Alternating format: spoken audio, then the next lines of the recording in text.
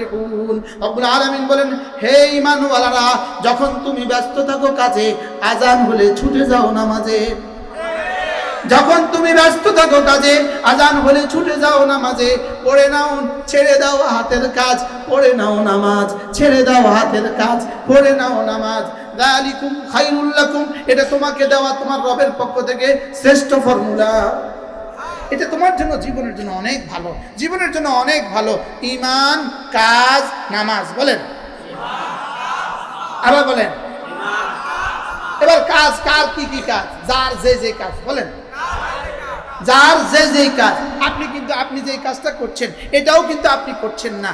আপনারা যে যেই পেশাতে আছেন এটা কিন্তু আপনি করছেন না, এটাও স্বয়ং আল্লাহ তাআলা বলেন, নাহনু কাসামনা বাইনাহুমুল মাঈশা। তুমি কি করবা এটাও চয়েসটা তোমার হৃদয়ে আমি ঢেলে দিয়েছি।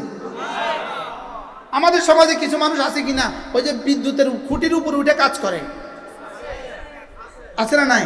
ওই কাজটা বেছে নিল কেন? আচ্ছা, এই কাজটা যদি সে না করতো তা আমরা এখন বিদ্যুৎ পাইতাম কোথায়? তাহলে বোঝা গেছে সমাজের সব পেশাজীবী দরকার আছে না নাই? বলেন, কোন পেশার দরকার নাই একটু কন্ত আমারে? হ্যাঁ, আচ্ছা, দর্জি যদি না হইতো তা আপনি জামা গায়ে দিয়ে মসজিদে কেমনে আসতেন?